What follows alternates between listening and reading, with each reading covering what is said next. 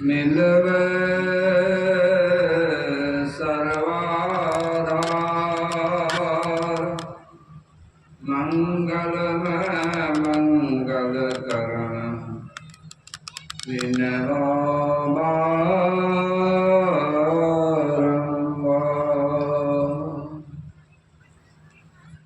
परमाराध्य सदगुरु महाराज के पावन श्री चरणों में सत सत बार नमन। उनके हृदय परम पूज्य पाद महर्षि शाही स्वामी जी महाराज के भी श्री चरणों में सत सत नमन। अपने आवास में अवस्थित परम पूज्य पाद प्रधानाचार्य श्री के भी श्री चरणों में कोटि कोटि प्रणाम। मंचासीन मद मंगल में संत समाज, सत्संग प्रेमी सदात्माओं, माताओं एवं भक्तिमती बहनों, आप सबों के भी श्री चरणों में सत सत नमन।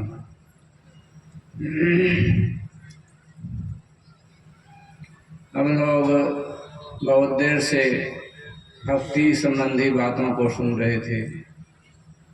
भगवान राम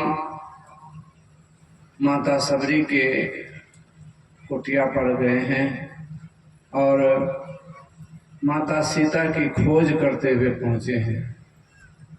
माता सबरी बहुत दिनों से गुरु के वचनों में विश्वास करके गुरु ने उनको कहा था कि सबरी तुम कहीं मत जाना, तुम्हारे कुटिया पर भगवान श्री राम आएंगे।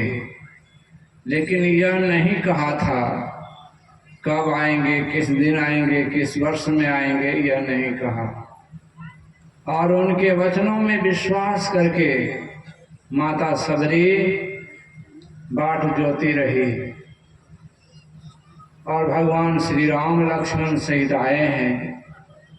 माता सबरी उनकी सेवा में कंदमूल फल लाकर रखती थी और चख चख कर रखती थी। जो स्वादिष्ट फल थे वो भगवान श्री राम के लिए, और ऐसा नहीं कि एक दिन, नित्य प्रति रखती थी। भगवान श्री राम आए हैं, कंदमूल फल उनको दिए हैं खाने के लिए। भगवान श्री राम ने बड़े प्रेम से और लक्ष्मण ने नहीं खाया, भगवान ने सिर्फ प्रेम से खाए। क्योंकि यहाँ भगवान श्री राम को देखे कि फल जूठे फल खाते हैं, लक्ष्मण को यह दस नहीं हुआ और उन्होंने फलों को फेंक दिया। भगवान श्री राम ने सोचा कि लक्ष्मण भक्ति भाव में सबसे श्रेष्ठ माता सबरी के फलों का निरादर की है, उनके प्रसाद का निरादर की है, तो इसलिए उनको अंत में खाना पड़ा। जब मेघनाथ का बाण लगा है, वही सबरी के जूठे फल जो उन्होंने फेंक दिया था, कहा धौलागिरी पर्वत से, उसको लाकर दिया गया है। वे खाए हैं और स्वस्थ हुए हैं। कहीं ऐसा भी वर्णन है। कहने का मतलब है कि भक्तों के भाव का निरादर नहीं करना चाहिए। भक्ति में भाव की बड़ी प्रधानता होती है। भगवान श्री राम कहते हैं कि 9 प्रकार की भक्ति का उन्होंने वर्णन किया। प्रथम भक्ति संतन कर संगा। संतों का संग करने से क्या होगा? संत होते हैं सदाचारी, अर्थात झूठ चोरी नशा हिंसा विचार को त्यागे हुए और शांति स्वरूप परमात्मा को प्राप्त किए होते हैं। स्थिर शांति स्वरूप परमात्मा जो सब जगह सर्वत्र है, उसको वो प्राप्त किए हैं साधन भजन विशेष के द्वारा, भक्ति के द्वारा। तो उनके संग से हमारे अंदर में उनका रंग लगेगा। हम जो उसके अनुरूप चलेंगे तो हमारा कर्म भी सुधरेगा, हमारा कर्म अच्छा होगा, शांतिप्रद होगा, सुखमय होगा। और दूसरी भक्ति है कथा प्रसंग। कथा प्रसंग अर्थात सत्संग। सत्संग के वचनों को मुदित मन से सुनते हैं, अच्छे मन से सुनते हैं तो 4 फलों की प्राप्ति होती है। अर्थ, धर्म, काम और मोक्ष। ये 4 चीजों की प्राप्ति सिर्फ सत्संग के वचनों को अच्छे मन से सुनने से होता है। ये दूसरी भक्ति हुई। तीसरी भक्ति गुरु पद पंकज सेवा। तीसरी भक्ति अमान, मान रहित होकर के, अमानी बन करके, किसी तरह का मान और अहंकार छोड़ करके परमात्मा की भक्ति करनी चाहिए, गुरु की भक्ति करनी चाहिए, साधु संतों की सेवा करनी चाहिए। ये तीसरी भक्ति हुई। चौथी भक्ति मम गुणगान करिए कपट तजी ज्ञान। चौथी भक्ति है उनका गुणगान करना कपट छोड़ करके। और भगवान श्री राम ने रामचरितमानस में लिखा है, मोहि कपट छल छिद्र न भावा। मुझे कपट छल छिद्र वाला व्यक्ति नहीं भाता है।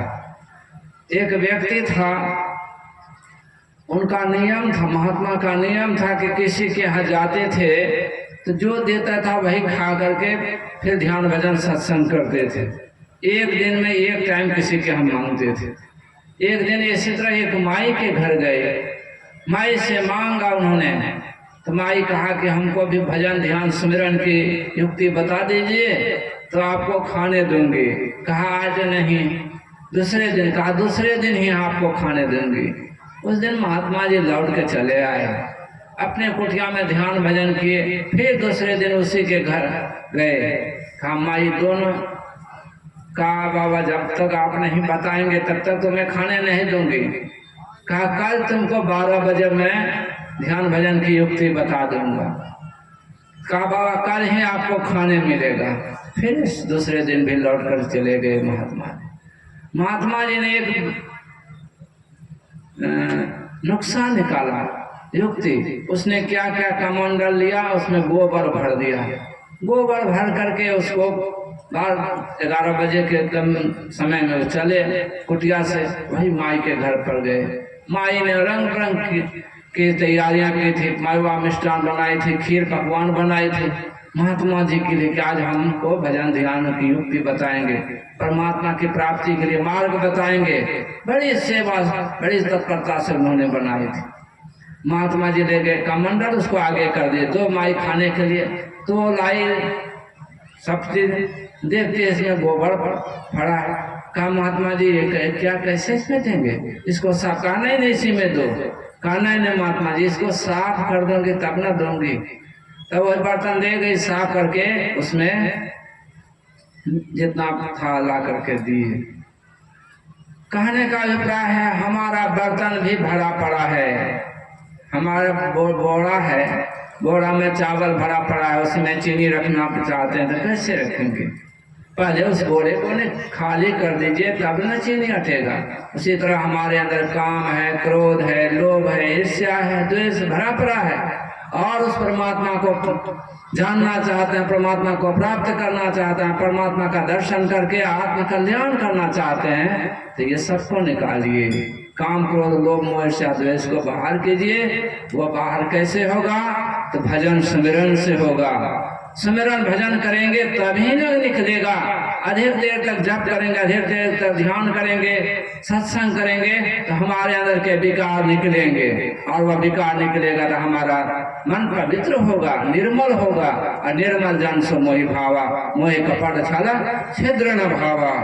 मेरे कहने का मतलब है कि जिसके अंदर का विकार समाप्त हो जाता है उसी से उनकी भक्ति होती है। 9 मिनट 19 सेकंड कौन ठोक समय यहाँ चालू कर दिए। समय का हम लोग आदर करते हैं और यह मंच कोई भी महात्मा बनाया देते हैं, सभी समय के अनुसार चलते हैं। तो मैं कह रहा था कि भक्ति जो करते हैं सब अपने विकारों को बाहर कीजिए। जो नहीं करने योग्य है काम वो कीजिए, जो करने योग्य काम है वह कीजिए। वह ईश्वर परमात्मा की भक्ति है। छठ दमशील विरति बहुकर्मा नित्य निरंतर सज्जन धर्मा। सज्जनों के संग में लगे रहेंगे और सातम सम्मोहि मैं जग देखा, मोते संत अधिकारी देखा। इस सब भक्ति को जानिए, साधन विशेष द्वारा प्राप्त करेंगे और इसी में आपके हमारी